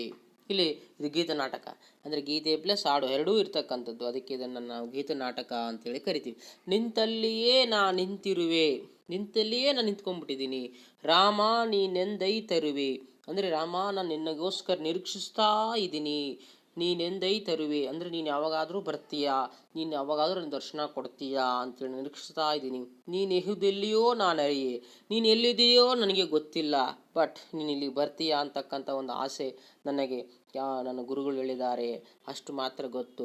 ನಿನ್ನೆಡೆಗೈದುವ ಬಳಿಯರಿಯೇ, ನೀನು ಯಾವಾಗಾದರೂ ನಾನು ಬರ್ತೀನಿ ಅಥವಾ ನನ್ನ ಬಳಿ ನೀನು ಯಾವಾಗ ಬರ್ತೀಯೋ ಗೊತ್ತಿಲ್ಲ, ಬಟ್ ಬರ್ತೀಯ. ನೀ ಬಗೆಯನ್ನು ಹುಚ್ಚಿನೋಳ್, ನೀನು ಬರ್ತೀಯಾ ಅಂತಕ್ಕಂಥ ಒಂದು ರೀತಿ ಯಾವ ಥರ ಬರ್ತೀಯಾ ಅಂತಕ್ಕಂಥದ್ದು ಕೂಡ ನನಗೆ ಗೊತ್ತಿಲ್ಲ. ನೆಚ್ಚಿನೋಳ್, ನೀನು ನೀನು ಬರ್ತೀಯಾ ಅಂತಕ್ಕಂಥ ಒಂದೇ ಒಂದು ನಂಬಿಕೆಯಿಂದ ನಾನು ನಿನ್ನ ಕಾಯ್ತಾ ಇದ್ದೀನಿ. ನಾನಿಗೆ ಬಯಕೆ ಹುಚ್ಚಿನೋಳ್, ನಾನು ಹುಚ್ಚಿ ಥರ ನಿನಗೋಸ್ಕರ ಕಾಯ್ತಾ ಇದ್ದೀನಿ. ನಾನು ನಿಂತಲ್ಲಿಯೇ ಇದ್ದೀನಿ ಅಂದರೆ ಆಕೆ ಎಲ್ಲಿ ನಿಂತಿದ್ದಾಳೆ? ಮತಂಗಾಶ್ರಮದಲ್ಲಿದ್ದಾಳೆ. ಆ ಆಶ್ರಮದಲ್ಲಿ ಗುರುಗಳು ಹೇಳಿರ್ತಾಳೆ, ಒಂದಲ್ಲ ಒಂದು ದಿನ ರಾಮ ನಿನಗಾಗಿ ಬರ್ತಾನೆ ಅಂತ ಕಾದಿರ್ತಾಳೆ. ಆಕೆ ವಯಸ್ಸಾಗಿದೆ, ಹರಕಲು ಸೀರೆ ಉಟ್ಕೊಂಡಿದ್ದಾಳೆ. ಕಾಯ್ತಾ ಕೊನೆಗೆ ನಾನು ನಿಂತುಬಿಟ್ಟಿದ್ದೀನಿ. ರಾಮ ನೀನು ಯಾವಾಗಾದರೂ ಬರ್ತೀಯ, ನಿನಗೋಸ್ಕರ ನಿರೀಕ್ಷಿಸ್ತಾ ಇದ್ದೀನಿ. ನೀನು ಎಲ್ಲಿದೆಯೋ ನಾನು ಅರಿಯೆ, ನೀನು ಎಲ್ಲಿದೆಯೋ ಏನು ಮಾಡ್ತಿದೆಯೋ ನನಗೆ ಗೊತ್ತಿಲ್ಲ. ನಿನ್ನೆಡೆಗೈದೆಯೇ ಬಳಿಯರಿಯೇ, ನೀನು ಮಾತ್ರ ನನ್ನ ಜೊತೆ ಒಮ್ಮೆ ದರ್ಶನ ಕೊಡ್ತೀಯಾ ಅಂತಕ್ಕಂಥ ಒಂದು ಬಯಕೆಯಿಂದ ನಾನು ನಿನ್ನನ್ನು ಬಹಳ ಪ್ರೀತಿಯಿಂದ ಕಾಣ್ತಾ ಇದ್ದೀನಿ. ನಾನು ಈ ಥರ ಹುಚ್ಚಿ ಥರ ನಿನಗೋಸ್ಕರ ಕಾಯ್ತಾ ಇದ್ದೀನಿ ಅಂತ ಹೇಳ್ತಾಳೆ. ಹೀಗೆ ಶಬರಿ ಬನದೊಳಗೆ ಹೋಗುವಳು. ರಾಮ ಲಕ್ಷ್ಮಣರು ಪ್ರವೇಶಿಸುತ್ತಾರೆ. ಈ ಥರ ಹಾಡನ್ನು ಆಡಿಕೊಳ್ತಾ ಶಬರಿ ಹೋಗ್ತಾ ಇದ್ದಾಳೆ ವನದಲ್ಲಿ. ಆಗ ರಾಮ ಲಕ್ಷ್ಮಣರು ಬರ್ತಾರೆ. ಲಕ್ಷ್ಮಣ ಹೇಳ್ತಾಳೆ ನೋಡಿ. ರಾಮ ಹೇಳ್ತಾನೆ, ದೊರೆಯುವಳೆ ಸೀತೆ ಭೂಮಿ ಜಾತೆ ಆತ್ಮ ಕಾಮ ಕಲ್ಪಲತೆ, ದೊರೆಯುವಳೆ ಚಲುವೆ ಹೆರೆವೆ ಕಿರಿವನವೇ ಬೇಳೆರೆ ನಾ ನೆರವೆ, ದೊರೆಯುವಳೆ ಅವಳ ನೆರೆ ಯಾರು ಹರಿಯಿರೆ, ಪೇಳಿ ಎನ್ನರಸಿ ದೊರೆಯುವಳೆ, ಈ ಬೆಗೆ ಕೆಡದಲ್ಲ ನನ್ನೆದೆಯ ಬಿಡದಲ್ಲ, ಈ ಜಗವ ಸುಡದಲ್ಲ. ಇಲ್ಲಿ ರಾಮ ಏನು ಮಾಡ್ತಾ ಇದ್ದಾನೆ, ಸೀತೆಯನ್ನು ಹುಡ್ಕೊಂತ ಆ ಒಂದು ಜಟಾಯು ಸಮೂಹದಿಂದ ಆ ಧನುಗಳ ಸಲಹೆ ಮೇರೆಗೆ ಹೋಗಿ ಅಂತ ಹೇಳಿರ್ತಾನೆ. ಹಾಗೆಯೇ ದಾರಿಯಲ್ಲಿ ಬರ್ತಾರೆ. ದಾರಿಯಲ್ಲಿ ಬರಬೇಕಾದ್ರೆ ಗಿಡ ವನಗಳಿಗೆ ಹೇಳ್ತಾನಂತೆ, ದೊರೆಯುವಳೆ ಸೀತೆ ಭೂಮಿ ಜಾತೆ ಆತ್ಮ ಕಾಮ ಕಲ್ಪಲತೆ, ನನ್ನ ಒಂದು ಪಟ್ಟದ ಹರಸಿ ದೊರಿತಳ ಹೇಳಿರಿ. ಆಕೆ ಭೂಮಿ ಜಾತೆ ಅಂದರೆ ಭೂಮಿಯ ಹೊಡಲಲ್ಲಿ ಗರ್ಭದಲ್ಲಿ ಜನಿಸಿದ್ದರಿಂದ ಸೀತೆಗಿರ್ತಕ್ಕಂಥ ಇನ್ನೊಂದು ಹೆಸರು ಭೂಮಿ ಜಾತೆ. ಆತ್ಮ ಕಾಮ ಕಲ್ಪಲತೆ ಅಂದರೆ ಆತ್ಮ ಕಾಮ ಕಲ್ಪಲತೆ ಅಂದರೆ ಗಿಡವನ ಮರ ಬಳ್ಳಿಗಳಿಗೆ ನಾವು ಆತ್ಮ ಕಾಮ ಕಲ್ಪಲತೆ ಅಂತ ಕರಿತೀವಿ. ಹಾಗೆ ದೊರೆಯುವಳೆ ಚೆಲುವೆ ಎನೆ ವನವೇ ಗಿರಿವನವೇ ಪೇಳಿರಿ ನಾನೆರೆವೆ, ಹೇಳಿರಿ ನನ್ನ ಪಟ್ಟದ ಹರಸಿ ದೊರಿತಳ ಅಥವಾ ನನ್ನ ಒಂದು ಚೆಲುವೆ ದೊರಿತಳ, ಗಿರಿವನವೇ ಬೆಟ್ಟ ಗುಡ್ಡ ನದಿ ಪರ್ವತವೇ, ಹೇಳಿರಿ ನನ್ನ ಚೆಲುವೆ ದೊರಿತಳ ಅವಳ ನೆಲೆ ಯಾರು ಹರಿಯಿರಿ, ನಿಮ್ಗೇನಾದ್ರೂ ಗೊತ್ತಿದೆ ಅವಳು ಎಲ್ಲಿದ್ದಾಳೆ ಹೇಳಿರಿ, ಏ ಗಿಡವೇ ಏ ವನವೇ ಏ ಫಲವೇ ಏ ಪುಷ್ಪವೇ ಹೇಳಿರಿ, ಪೇಳಿ ಎನ್ನರಸಿ ದೊರೆಯುವಳಿ, ಹೇಳಿ ನನ್ನ ಒಂದು ಪಟ್ಟದ ರಾಣಿ ದೊರಿತಳ, ಹೆನ್ನರಸಿ ಅಂದರೆ ನನ್ನ ಒಂದು ರಾಣಿ ದೊರಿತಳ, ಈ ಬೆಗೆ ಕೆಡದಲ್ಲ. ಈ ಬೆಗೆ ಅಂದರೆ ಅವನಿಗೆ ದುಃಖ, ಬೆಂಕಿಯಂತಹ ದುಃಖ ನನ್ನ ಒಂದು ಮನಸ್ಸಿನಲ್ಲಿದೆ, ಈ ದುಃಖ ನನಗೆ ಜಾಸ್ತಿ ಆಗ್ತಾ ಇದೆ, ನನ್ನ ಎದೆಯ ಬಿಡದಲ್ಲ, ನನ್ನ ಮನಸ್ಸು ಬಿಡ್ತಾ ಇಲ್ಲ ಅವಳಿಗೋಸ್ಕರ, ಈ ಒಂದು ಜಗವ ಸುಡದಲ್ಲ. ಈ ಥರ ಒಂದು ವಸ್ತುವನ್ನ ನಾವು ಬೆಂಕಿ ಹತ್ತಿರ ಇಟ್ಕೊಂಡಾಗ ಎಷ್ಟು ಕಾವಾಗ್ತತೆ, ಹೀಟ್ ಅನಿಸುತ್ತೆ. ಹಾಗೇನೆ ನನಗೆ ನನ್ನ ಒಂದು ಮನಸ್ಸಿಗೆ ಹತ್ತಿರನಾಗಿರ್ತಕ್ಕಂಥ ನನ್ನ ಸೀತಾಮಾತೆ ಆಕೆ ಈಗ ಇಲ್ಲ, ಕಾಣಿಸ್ತಾ ಇಲ್ಲ, ನೀವೇನಾದರೂ ಗೊತ್ತಿದ್ರೆ ಹೇಳಿರಿ ಗಿಡಿ ವನಗಳೇ, ನನ್ನ ಒಂದು ಪ್ರೀತಿ ಪಾತ್ರ ಆಗಿರ್ತಕ್ಕಂಥ ಸೀತೆಯ ಒಂದು ಜಾಡನ್ನು ಹೇಳಿರಿ ಹಾ ಅಂತೇಳಿ ಏನು ಮಾಡ್ತಾ ಇದ್ದಾನೆ ಶ್ರೀರಾಮಚಂದ್ರ ತನ್ನ ಒಂದು ಮಡದಿಯನ್ನು ಕಾಯ್ತಾ ಎಲ್ಲಿದ್ದಾಳೆ ಅಂತಕ್ಕಂಥ ವಿಚಾರವನ್ನು ಅವ ಏನು ಮಾಡ್ತಾ ಇದ್ದಾನೆ, ನನ್ನ ಒಂದು ಗಿಡ ಮರ ಬಳ್ಳಿಗಳಿಗೆ ಕೇಳ್ತಾ ಇದ್ದಾನೆ ಅನ್ನೋದು ನಮ್ಗೆ ಗೊತ್ತಾಗುತ್ತೆ. ಅಂದರೆ ಈ ಒಂದು ಪ್ಯಾರದಲ್ಲಿ ನಮಗೆ ಸೀತೆಯನ್ನು ಹುಡ್ಕೊಳ್ತಾ ಅವನು ಗಿಡ ಮರ ಬಳ್ಳಿಗಳಿಗೆ ರಾಮ ಏನು ಮಾಡ್ತಾ ಇದ್ದಾನೆ ಹೇಳ್ತಾ ಹೋಗ್ತಾನೆ. ಆಗ ಲಕ್ಷ್ಮಣ ಈ ಮಾತು ಕೇಳಿದ ಏನಂತ ನೋಡಿ, ತಾಳಿಕೋ ಅಣ್ಣ ತಾಳಿಕೋ ಸೂರ್ಯನೇ ತೇಜ ಕಡೆ ಯಾರು, ರಾಮನೇ ಸ್ಥೈರ್ಯ ಕೆಡೆ ಯಾರು. ಅಯ್ಯೋ ಅಣ್ಣ ಈ ಥರ ಮಾತನಾಡಬಾರದು, ತಾಳಿಕೋ ಅಣ್ಣ ಸಮಾಧಾನವಾಗಿರು, ಸಮಾಧಾನ. ಸೂರ್ಯನೇ ತೇಜಗೆಡೆ, ಸೂರ್ಯನಂತೆ ಇರ್ತಕ್ಕಂಥ ನೀನು, ಬೆಳಕು ತೋರಿಸ್ತಕ್ಕಂಥ ನೀನು ದಾರಿದೀಪನಾಗಿರ್ತಕ್ಕಂಥನು. ರಾಮನೇ ಧೈರ್ಯಗೆಡೆ ಸ್ಥೈರ್ಯ ಕೆಡೆ ಯಾರು, ರಾಮನೇ ನೀನು ಧೈರ್ಯ ಕೆಟ್ಟುಬಿಟ್ರೆ ನಮ್ಮಂಥವ್ರಿಗೆ ಧೈರ್ಯ ಹೇಳೋರು ಯಾರು, ಧೈರ್ಯ ತಂದುಕೋ ಅಣ್ಣ, ಧೈರ್ಯ ತಂದುಕೋ, ನೀನು ಧೈರ್ಯ ಕಳ್ಕೋಬೇಡ ಅಣ್ಣ ಅಂತ ಹೇಳ್ತಾ ಇದ್ದಾನೆ ಯಾರು, ಲಕ್ಷ್ಮಣ. ನೀನು ಈ ಥರ ಆ ಒಂದು ಗಿಡ ಮರ ಬಳ್ಳಿ ಕೇಳತಕ್ಕಂಥ ಸರಿಯಲ್ಲ, ನೀನು ಧೈರ್ಯವಂತನಾಗಿರ್ಬೇಕಣ್ಣ, ನೀನು ಸೂರ್ಯನಂತೆ ಇರ್ತಕ್ಕಂಥವನು, ನೀನು ಜಗತ್ತಿಗೆ ಬೆಳಕು ತೋರಿಸ್ತಕ್ಕಂಥ ವ್ಯಕ್ತಿ, ನೀನು ಈ ಥರ ಧೈರ್ಯ ಕಳ್ಕೋಬೇಡ ಅಣ್ಣ, ಕಳ್ಕೋಬೇಡ ಅಂತ ಹೇಳ್ತಾನೆ. ಆಗ ರಾಮ ಏನು ಮಾಡ್ತಾನೆ ನೋಡಿ, ರಾಮ ಸ್ಥೈರ್ಯವಂತು ಅಂದರೆ ಧೈರ್ಯ ತಂದ್ಕೊಳ್ತೇನೆ, ಹೌದಲ್ಲ ನಾನು ಸೂರ್ಯನಂತಿರ್ತಕ್ಕಂಥ ನಾನೇ ಧೈರ್ಯ ಕೇಳಬಾರ್ದು. ಅವಳ ನೆನಪಿನ ಸೆಳೆತನಕಾತ್ಮ ಸಿಲಿಕೆ ಎನ್ನ ಬಗೆಗಿನ್ಯಾರ್ವಿ ಶೋಕದೊಲಿಕೆ, ಇಗೋ ನೋಡು ಲಕ್ಷ್ಮಣ ತಾಪಸರ ಬೀಡು, ಇದ ನೋಡಿ ಮರುಕೊಳಿಸುತ್ತಿನ ವನಗಳ ಪಾಡು. ನೋಡು ಧೈರ್ಯವಂತನಾಗ್ತಾನೆ. ಅವಳ ನೆನಪಿನ ಸೆಳೆತನಾತ್ಮಕ ಸಿಲಿಕೆ, ಅಯ್ಯೋ ಲಕ್ಷ್ಮಣ ನಾನು ಅವಳ ಒಂದು ಸೆಳೆತನಕ್ಕೆ, ನಾನು ಪ್ರೀತಿಗೆ ಸಿಲ್ಕೊಂಡ್ಬಿಟ್ಟಿದ್ದೀನಿ, ನಾನು ಸೀತಾಮಾತೆ ಅಗಲಿರದೆ ನನ್ನ ಜೀವನವು ಕೂಡ ವ್ಯರ್ಥ, ಹೀಗಾಗಿ ಅವಳ ಒಂದು ನೆನಪು ನನಗೆ ಪ್ರತಿನಿತ್ಯವೂ ಕಾಡ್ತಾ ಇದೆ. ಸೆಳೆತನಾತ್ಮಕೆ ಅಂದರೆ ಅವಳ ನೆನಪು ನನಗೆ ಬಹಳ ಕಾಡ್ತಾ ಇದೆ. ಎನ್ನ ಬಗೆಗಿನ್ಯಾರ್ವಿ ಶೋಕದುಲಿಕೆ, ನನ್ನ ಒಂದು ಮನಸ್ಥಿತಿ ಬಗೆಗಿನ್ಯಾರ್ವಿ ಅಂದರೆ ಮನಸ್ಸಿಗೆ ಆಗ್ತಕ್ಕಂಥ ಒಂದು ದುಃಖ, ಈ ಒಂದು ದುಃಖ ಬಗೆಗೆ ಅಂದರೆ ಮನಸ್ಸಿಗೆ ಆಗ್ತಕ್ಕಂಥ ದುಃಖ ಇನ್ಯಾರಿಗೆ ಹೇಳಲಿ ನಾನು, ಈ ಒಂದು ಶೋಕದುಲ್ಕೆ ಅಂದರೆ ಕೋಪ ದುಃಖ, ಬಗೆಗಿನ್ಯಾರ್ವಿ ಶೋಕದುಲಿಕೆ, ಹೀಗೋ ನೋಡು ಲಕ್ಷ್ಮಣ ತಾಪಸರ ಬೀಡು. ನೋಡು ಲಕ್ಷ್ಮಣ, ನಾವು ಈ ಥರ ಕಾಡಿ ನಡ್ಕೊಂತ ಬರ್ತಾ ಇದ್ದೀವಲ್ಲ, ಈ ಒಂದು ತಾಪಸಿಗಳ ಬೀಡು ನೋಡ್ತಾ ಇದ್ರೆ ನನಗೆ ಮರುಕೊಳಿಸುತ್ತಿನ ವನಗಳ ಪಾಡು, ನನಗೆ ನೆನಪು ಬರ್ತಾ ಇದೆ. ನಾವಿಬ್ಬರು ಇರ್ತಕ್ಕಂಥ ದಂಡಕಾರಣ್ಯದಲ್ಲಿ ಚಿತ್ರಕೂಟ ಪರ್ವತದಲ್ಲಿ ಇದ್ದೀವಲ್ಲ, ಅದು ನಮಗೆ ಈಗ ಮರುಕಳಿಸ್ತಾ ಇದೆ. ನಾವು ಆ ಒಂದು ಪರ್ವತದಲ್ಲಿ ನದಿ ಪುಷ್ಪ ಪಕ್ಷಿಗಳ ಜೊತೆಗೆ ಇರತಕ್ಕಂಥದ್ದು ಎಲ್ಲವುದು ನೋಡ್ತಾ ಇದ್ರೆ ಈ ಕಾಡು ಬಹಳ ಸುಂದರವಾಗಿರ್ತಕ್ಕಂಥದ್ದು, ಬಹಳ ಅದ್ಭುತವಾಗಿದೆ ಅಂತ ಹೇಳ್ತಾನೆ. ಅಂದರೆ ರಾಮನಿಗೆ ಧೈರ್ಯ ತಂದ್ಕೊಂಡು ನಾನು ಒಂದು ಪ್ರೀತಿಗೆ ಪಾತ್ರರಾಗಿರ್ತಕ್ಕಂಥ ಒಂದು ಸೀತೆಯನ್ನು ಅಗಲಿರೋಕ್ಕೆ ಸಾಧ್ಯವಿಲ್ಲ, ನನ್ನ ಮನಸ್ಸು ಕೂಡ ದುಃಖದ ತುಂಬಿಕೊಂಡಿದೆ ಲಕ್ಷ್ಮಣ, ಅದಕ್ಕೆ ಈ ಥರ ಮಾತನಾಡಿದೆ. ಹಾಗೆ ಈ ಒಂದು ತಪಸ್ವಿಗಳ ಬೀಡು ನೋಡ್ತಾ ಇದ್ರೆ ನನಗೆ ನಾವು ಇರ್ತಕ್ಕಂಥ ಒಂದು ಚಿತ್ರಕೂಟ ಪರ್ವತದ ಒಂದು ಪ್ಲೇಸ್ ನನಗೆ ಗುರುತು ಬರ್ತಾ ಇದೆ, ನೆನಪಿಗೆ ಬರ್ತಾ ಇದೆ ಅಂತ ಹೇಳ್ತಾನೆ. ಮುಂದೆ ಏನಾಗುತ್ತೆ ನೋಡಿ. ರಾಮ ಹೇಳ್ತಾನೆ, ಮರಗದಿರು ತಮ್ಮಯ್ಯ. ಲಕ್ಷ್ಮಣ ಹೇಳ್ತಾನೆ, ಹೌದು ಹೌದಿ ಚಿತ್ರಕೂಟ ಮನಕ್ಕೆ ಬಹುದು, ಜೊತೆಯೊಳತ್ತಿಗಿದ್ದ ಬಗೆಯಂತಿಹುದು, ಹಾ ಪಾಪಿನ ಆಕೆಯನ್ ಒಂಟಿಯೋಳ್ ಬಿಟ್ಟೆ, ಎನ್ನ ಅಹಂಕೃತಿಯ ಮಣ್ಣನೆಯ ಕೊಟ್ಟೆ. ಇಲ್ಲಿ ಹೇಳ್ತಾನೆ ಲಕ್ಷ್ಮಣ, ಹೌದಣ್ಣ, ಇದು ಬಹಳ ಸುಂದರವಾಗಿರ್ತಕ್ಕಂಥ ಸ್ಥಳ, ತಪಸ್ವಿಗಳ ಬೀಡು, ನದಿ, ಪರ್ವತ, ಪ್ರಾಣಿ, ಪಕ್ಷಿ ಎಲ್ಲವನ್ನು ನೋಡ್ತಾ ಇದ್ರೆ ಹೌದೌದು ಚಿತ್ರಕೂಟವಿ ಮನಕ್ಕೆ ಬಹುದು. ಹೌದೌದಣ್ಣ, ನಾವು ಚಿತ್ರಕೂಟದಲ್ಲಿ ವಾಸವಾಗಿರ್ತಕ್ಕಂಥ ಪ್ಲೇಸ್ ನನಗೂ ಕೂಡ ಮನಸ್ಸಿಗೆ ಬರ್ತಾ ಇದೆ, ಬಹಳ ಸುಂದರವಾಗಿದೆ. ಜೊತೆಯೊಳತ್ತಿಗೆದ್ದ ಬಗೆಯಂತಹುದು, ಅಯ್ಯೋ ನಮ್ಮ ಜೊತೆಗೆ ಅತ್ತಿಗೆ ಕೂಡ ಇದ್ಲು, ಅದು ಕೂಡ ನನಗೆ ಹಾಗೆ ಕಣ್ಣಿಗೆ ಬಂದು ಹೋಗ್ತಾ ಇದೆ. ಆ ಪಾಪಿನ ಆಕಿಯನ್ ಒಂಟಿಯೋಳ್ ಬಿಟ್ಟೆ, ನಾನೇ ಪಾಪಿ ಅಣ್ಣ, ನೀನು ಹೇಳಿದ್ದಿ ಒಂಟಿಯಲ್ಲಿ ಬಿಟ್ಟು ಹೋಗ್ಬೇಡ ಅಂತೇಳಿ, ಬಟ್ ನಾನೇ ಆ ಒಂದು ಅತ್ತಿಗೆಯನ್ನು ಒಂಟಿಯಲ್ಲಿ ಬಿಟ್ಟು ಎನ್ನ ಅಹಂಕೃತಿಯ ಮಣ್ಣನೆಯ ಕೊಟ್ಟೆ. ಈ ಒಂದು ನನ್ನ ಅಹಂಕಾರದಿಂದ ನಾನೇ ನನ್ನ ಅತ್ತಿಗೆಯನ್ನು ನಾನು ಏನು ಮಾಡಿದೆ, ಕಳೆದುಕೊಂಡು ಬಿಟ್ಟು. ಎನ್ನ ಅಹಂಕೃತಿ ಅಂದರೆ ಸೊಕ್ಕು, ಅಹಂಕಾರದಿಂದ ನಾನೇ ನಿನ್ನ ಮಾತು ಕೇಳಲಾರದೆ, ಮನ್ನಣೆ ಅಂದರೆ ನಾನು ನಿನ್ನ ಮಾತು ಕೇಳಲಾರದೇನೆ ಅತ್ತಿಗೆಯನ್ನು ಬಿಟ್ಟು ಹೊರಗಡೆ ಬಂದೆ. ಇದಕ್ಕೋಸ್ಕರ ಅತ್ತಿಗೆಯನ್ನು ನಾವು ಕಳ್ಕೊಳ್ಬೇಕಾಯ್ತು, ನಾನೇ ಆ ಪಾಪಿ ಅಂತ ಹೇಳಿ ಲಕ್ಷ್ಮಣ ತನಗೆ ತಾನೇ ಏನು ಮಾಡ್ತಾ ಇದ್ದಾನೆ, ಬೈಕೊಳ್ತಾ ಇದ್ದಾನೆ.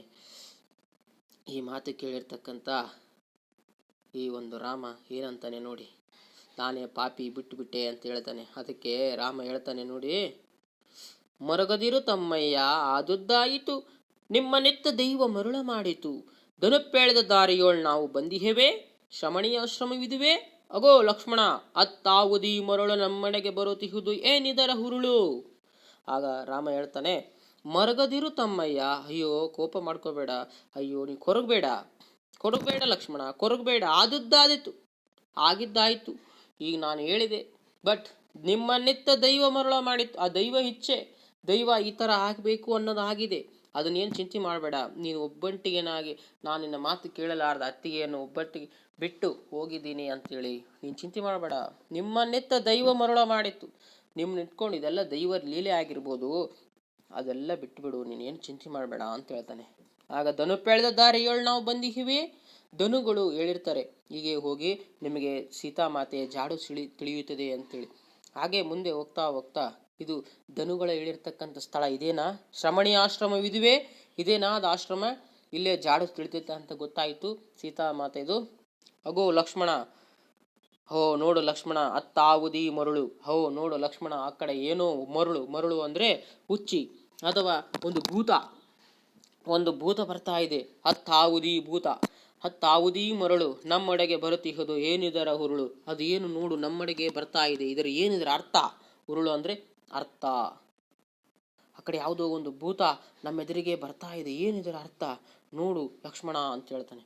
ಆಗ ಲಕ್ಷ್ಮಣ ಹೇಳ್ತಾನೆ, ಮರೆಗೆ ಬಾ ಅಣ್ಣಯ್ಯ ಪರೀಕ್ಷಿಸುವ ಮುನ್ನ, ಇದುರುಗೊಳೆ ನಾವಿದನು ಏನು ಹುದು ಬನ್ನ, ಮರೆ ಎಳೆಯುವರು ಶಬರಿ ತೆರಳು ಹೂವು ಹಣ್ಣುಗಳನ್ನು ತಲೆ ಕಂಕುಳ ಕೈಯಲ್ಲಿಟ್ಟುಕೊಂಡು ಬರುವಳು. ಹೌದು. ಆಗ ಲಕ್ಷ್ಮಣ ಹೇಳ್ತಾನೆ, ನೋಡು ದನುಗಳು ಹೇಳಿದ ದಾರಿ ಇದಕ್ಕೆ ಬರ್ತಾ ಇದೀವಿ ನಾವು, ಇದು ಶ್ರಮಣೀಯ ಒಂದು ಆಶ್ರಮ ಇದೇನಾ ಅಂತ ಕೇಳಿದ ತಕ್ಷಣನೇ ಆ ಕಡೆ ಯಾವುದೋ ಒಂದು ಭೂತ ಬರ್ತಾ ಇದೆ, ಇದನ್ನು ಏನಿದರ ಅರ್ಥ ನೋಡೋಣ ಅಂತ ಈ ಒಂದು ರಾಮ ಹೇಳ್ತಾನೆ. ಅದಕ್ಕೆ ಲಕ್ಷ್ಮಣ ಏನಂತಾನೆ, ಮರೆಗೆ ಬಾ ಅಣ್ಣಯ್ಯ ಪರೀಕ್ಷಿಸುವ ಮುನ್ನ, ಅದು ಯಾವುದೋ ಭೂತ ಬರ್ತಾ ಇದೆಯಲ್ಲ ಅದನ್ನು ಪರೀಕ್ಷೆ ಮಾಡೋಣ ಬಾ, ಟೆಸ್ಟ್ ಮಾಡೋಣ, ಅದು ಏನು ಮನುಷ್ಯನೋ ಪ್ರಾಣಿನೋ ಪಕ್ಷಿನೋ ಭೂತನೋ ಪರೀಕ್ಷೆ ಮಾಡೋಣ ಬಾ. ಇದುರಿಗೊಳೆ ನಾವಿದನು ಏನಾಹುದು ಬನ್ನ, ಇದುರಿಗೊಳೆ ನಾವೇನಾದರೂ ಅದರ ಎದುರಿಗೆ ಹೋಗ್ಬಿಟ್ರೆ, ಅಪೋಸಿಟ್ ಆಗಿ ಎದುರಿಗೆ ಹೋದರೆ ನಾವಿದನ್ನು ಏನಾಹುದು, ನಮ್ಗೆ ಏನನ್ನ ಬನ್ನ ಅಂದರೆ ಕಷ್ಟ, ನಮ್ಗೇನಾದ್ರೂ ತೊಂದರೆಗಳಾಗ್ಬಿಡ್ತವೆ, ಕಷ್ಟಗಳು ಬಂದ್ಬಿಡ್ತವೆ, ಅದಕ್ಕೆ ಎದುರಿಗೆ ಹೋಗೋದು ಬೇಡ, ನಾವು ಒಂದು ಗಿಡದಲ್ಲಿ ಪಕ್ಕದಲ್ಲಿ ನಿಂತ್ಕೊಂಡು ಪರೀಕ್ಷೆ ಮಾಡೋಣ ಬಾ ಅಂತ ಹೇಳ್ತಾನೆ. ಅದಕ್ಕೆ ಈ ಒಂದು ಚಿತ್ರದಲ್ಲಿ ರಾಮ ಲಕ್ಷ್ಮಣರು ಏನು ಮಾಡ್ತಾ ಇದ್ದಾರೆ, ಒಂದು ಗಿಡದ ಪಕ್ಕದಲ್ಲಿ ಆ ಎದುರಿಗೆ ಹೋಗ್ತಕ್ಕಂಥ ಆ ಭೂತವನ್ನು ಪರೀಕ್ಷೆ ಮಾಡ್ತಾ ಇದ್ದಾರೆ. ಎದುರಿಗಳು ಏನಿಹುದೋ ಬನ್ನ, ಮರೆ ಎಳಿರುವರು ಅಂದರೆ ಇಬ್ಬರು ಮರೆಗೆ ಹೋಗ್ತಾರೆ, ಪರೀಕ್ಷೆ ಮಾಡೋಣ ನಡಿ ಅದು ಏನು ಭೂತೋ ದೇವೋ ಅನ್ನೋದು. ಶಬರಿ ಆಗ ಏನು ಮಾಡ್ತಾಳೆ, ಶಬರಿ ತಳಿರು ಹೂವು ಹಣ್ಣು ಹಂಪಲುಗಳನ್ನು ತಲೆಯ ಕಂಕಳಿನಲ್ಲಿ ಇಟ್ಟುಕೊಂಡು ಬರ್ತಾ ಇರ್ತಾಳೆ. ಅಲ್ಲಿ ಯಾರೋ ಅಲ್ಲ, ಅದು ಭೂತ ಅಲ್ಲ, ಅದು ಒಂದು ಶಬರಿ ಶಬರಿ ಏನು ಮಾಡ್ತದೆ, ರಾಮನಿಗೋಸ್ಕರ ಹೂ ಹಣ್ಣು ಎಲ್ಲವನ್ನ ತಗೊಂಡು ಬರ್ತಾ ಇರ್ತಾಳೆ. ಹಾಗೆ ಶಬರಿ ಏನು ಮಾಡ್ತಾಳೆ ನೋಡಿ. ರಾಮ ಬಾರದೆ ನನಗೇನು ತೋರದೆ ಅವ ಸವಿದಲ್ಲದ ಸವಿಯಾಗದ ಈ ಕಡು ಸವಿ ಅಣ್ಗಳನ ಗೈವ್ಯಂ ಮಧುಕರ ಗೀತದ ಮಧು ಹುರೂರ್ವಿ ಮಧುಪರ್ಕವ ನಾನಾರ್ಗಿರುವೆ ರಾಮ ಬಾರದೆ. ನೋಡು ಎಂಥ ಸುಂದರವಾದ ಗೀತ ನಾಟಕದಲ್ಲಿ ಶಬರಿ ರಾಮನಿಗೋಸ್ಕರ ಆಡ್ತಿದ್ದಾಳೆ. ಆಕೆ ಏನು ಮಾಡ್ತಿದ್ದಾಳೆ, ರಾಮನಿಗೋಸ್ಕರ ಆ ಒಂದು ಮದುವೆ ಕಾಯ್ತಾ ಇರ್ತಾಳೆ. ದನುಗಳು ಯಾರು ಮಾತಂಗರು ಹೇಳಿರ್ತಕ್ಕಂಥ ಒಂದು ಸಲಹೆ ಮೇರೆಗೆ ಇಲ್ಲೇ ಇದ್ದು ಇದ್ದು ಇದ್ದು ಆ ಒಂದು ಹಾಡನ್ನು ಆಡ್ತಾ ಇದ್ದಾಳೆ. ಇವರು ಮರೆಯಲ್ಲಿ ಕೇಳ್ತಾ ಇದ್ದಾರೆ ಗಿಡದ ಪಕ್ಕದಲ್ಲಿ, ರಾಮ ಬಾರದೆ ನನಗೇನು ತೋರದೆ, ರಾಮ ನೀನು ಬಂದಿಲ್ಲ, ನನಗೇನು ದೋಸ್ತಾನೇ ಇಲ್ಲ. ಅವ ಸವಿಯಲ್ಲದ ಸವಿಯಾಗದ ಈ ಕಡು ಸವಿ ಹಣ್ಣುಗಳನ್ನ ಗೇವೆಮಂ. ನೋಡಿ ಆಕೆ ಸುಂದರವಾದ ರುಚಿ ರುಚಿಯಾಗಿರ್ತಕ್ಕಂಥ ಹಣ್ಣುಗಳನ್ನ ತಂದಿದ್ದಾಳೆ ರಾಮ ಲಕ್ಷ್ಮಣರಿಗೋಸ್ಕರ ಪ್ರತಿನಿತ್ಯಲೂ ಪೂಜೆ ಪುನಸ್ಕಾರ ಮಾಡಲಿಕ್ಕೆ. ಹೀಗೆ ಮಧುಕರ ಗೀತದ ಮಧು ಹೂರೂರ್ವಿ, ಮಧುಕರ ಗೀತದ ಅಂದ್ರೆ ಸುಂದರವಾಗಿರ್ತಕ್ಕಂಥ ಒಂದು ದುಂಬಿ, ಮಧುಕರ ಅಂದ್ರೆ ದುಂಬಿ ಅಂತ ಕರಿತೀವಿ. ಗೀತದ ಮಧು ಊರೂರ್ವಿ ಮಧುಪರ್ಕ ನಾನಾರ್ಗಿರುವೆ ಅಂದ್ರೆ ಮಧುಕರ ಅಂದ್ರೆ ರುಚಿ ರುಚಿಯಾಗಿರ್ತಕ್ಕಂಥ ಒಂದು ಮಧುಪರ್ಕವನ್ನು ನಾನು ರೆಡಿ ಮಾಡಿದ್ದೀನಿ. ಮಧುಪರ್ಕ ಅಂದ್ರೆ ತುಪ್ಪ, ಹಾಲು, ಗೋಡಂಬಿ, ದ್ರಾಕ್ಷಿ ಮತ್ತೆ ಬಾಳೆಹಣ್ಣು, ಆ್ಯಪಲ್ಲು ಇವೆಲ್ಲವನ್ನು ಹಾಕಿ ಪಂಚಾಮೃತವನ್ನು ರೆಡಿ ಮಾಡ್ತಾರಲ್ಲ, ಅದಕ್ಕೆ ಮಧುಪರ್ಕ ಅಂತ ಕರಿತೀವಿ. ನಾನು ಯಾರಿಗಿರುವೆ, ಇಂತಹ ಸುಂದರವಾದ ಮಧುಪರ್ಕವನ್ನು ನಾನು ರೆಡಿ ಮಾಡಿದ್ದೀನಿ. ಇದನ್ನು ನಾನು ಯಾರಿಗೆ ಕೊಡಲಿ, ರಾಮ ನೀನು ಬಂದರೆ ಅದು ನಿನಗೆ ಸೇರುತ್ತದೆ. ಪ್ರತಿನಿತ್ಯ ನಾನು ತರ್ತಾ ಇದ್ದೀನಿ ಹಣ್ಣುಗಳು ರುಚಿ ರುಚಿಯಾಗಿರ್ತಕ್ಕಂಥವು. ಇದನ್ನು ಯಾರಿಗೆ ಕೊಡಲಿ, ರಾಮ ಬಾರದೆ ನನಗೇನು ತೋರದೆ, ರಾಮ ಬಾರದೆ ನನಗೇನು ತೋರಿಸ್ತಾ ಇಲ್ಲ, ಬಾರಾಮ ಬಾರಾಮ ಬಾರೈ ಬಾಬಾ ಬಗೆ ಇಳಿರಿನ ಪೇಳೆಯೇ ಕೋಕೋ ಹಣ್ಗಳ ಕೋಕೋ ಹೂಗಳ ಕೋ ಎಲ್ಲವನ್ನು ಕೋ ಎನ್ನೊಳ ಮೆರೆವೆ ರಾಮ ಬಾರದೆ ನನಗೇನು ಸೇರದೆ. ನೋಡು ರಾಮನಿಗೋಸ್ಕರ ರಾಮ ಬಾರಯ್ಯ ಬಾರಯ್ಯ ನಿನಗಾಗಿ ನಾನು ಸುಂದರವಾದ ಹಣ್ಣುಗಳು, ತಾಜಾ ಹಣ್ಣುಗಳನ್ನೆಲ್ಲವನ್ನು ತಂದಿವಿ. ಬಗೆ ಎಳಿರುವೆ ಪೆರೆಯೇ ನನ್ನನ್ನು ಸ್ವೀಕರಿಸು. ಪೆರೆ ಅಂದರೆ ಚಂದ್ರ, ಚಂದ್ರನಂತೆ ಇರ್ತಕ್ಕಂಥವ್ ನೀನು. ಬಗೆ ಈರುಳಿವಿನ ಅಂದರೆ ಸ್ವೀಕರಿಸು ಬಾರಯ್ಯ ಅಂತೇಳಿ, ಅಂದರೆ ನಿಗೋಸ್ಕರ ಸುಂದರವಾದ ಹಣ್ಣುಗಳು ತಂದಿನಿ. ಚಂದಿರನಂತೆ ಇರ್ತಕ್ಕಂಥವ್ ನೀನು, ಸ್ವೀಕರಿಸು ಬಾರಯ್ಯ. ಕೋಕೋ ಹಣ್ಣುಗಳ ಕೋಕೋ ಹೂಗಳ ಎಲ್ಲವನ್ನು ತಗೋ ಹೆಣ್ಣೊಳೆ ಮೆರೆಯುವೆ ರಾಮ ಬಾರದೆ ನನಗೇನು ತೋರದೆ, ರಾಮ ನೀನು ಬಂದಿಲ್ಲ, ನನಗೇನು ತೋರಿಸನೇ ಇಲ್ಲ, ನೀನು ಬಂದು ಇವುಗಳನ್ನ ತಗೋ ಪರ್ಣಶಾಲೆಯೊಳಗೆ ಹೋಗುವಳು. ಈ ಥರ ಹಾಡನ್ನು ಹಾಡ್ಕೊಳ್ತಾ ಆ ಒಂದು ಮಾತಂಗರ ಆಶ್ರಮದ ಒಳಗಡೆ ಶಬರಿ ಹೋಗ್ತಾಳೆ. ಈ ಹಾಡನ್ನು ರಾಮ ಲಕ್ಷ್ಮಣರು ಏನು ಮಾಡ್ತಿದ್ದಾರೆ, ಗಿಡದ ಪಕ್ಕದಲ್ಲಿ ನಿಂತ್ಕೊಂಡು ಮರೆಯಲ್ಲಿ ನಿಂತ್ಕೊಂಡು ಕೇಳ್ತಾ ಇದ್ದಾರೆ. ಕೇಳಿದಾಗ ಅವ್ರಿಗೆ ಎಷ್ಟು ಶಾಕ್ ಆಗ್ಬೋದು, ಯಾಕಂದರೆ ರಾಮನಿಗೋಸ್ಕರ ಆಡ್ತಾ ಇದ್ದಾಳೆ ಅನ್ನೋದು ಅವಾಗ ಗೊತ್ತಾಗುತ್ತೆ.